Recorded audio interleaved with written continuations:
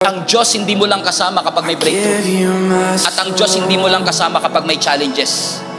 Kahit sa gitna ng mountaintop at valley low, nandun si Lord. Kasama mo ang Diyos pag na-promote ka. Kasama mo ang Diyos pag nawalan ka ng trabaho. Pero yung araw-araw kang pumapasok sa trabaho, kasama mo pa rin ang Panginoon. Hindi lang natin na-appreciate kasi yun ang ordinary. Marami sa atin nagsisimba para magpasalamat. Grabe ginawa ng Diyos. At marami rin nagsisimba para may matinding gawin ang Diyos. Pero minsan nakakalimutan nating ipagpasalamat yung araw-araw sinusustain niya tayo. Yung araw-araw may trabaho tayo. Yung araw-araw may nakakain tayo. Yung paglakad po natin kasama si Jesus, kasama din po sa pagpapala ng Diyos at presensya ng Diyos, yung mga simple at ordinaryong parte ng ating buhay. Yung mga average and typical. Yung simpleng pagsikat ng araw, kasama mo ang Panginoon. Yung simpleng paghinga mo, every second, kasama mo ang ating Panginoon.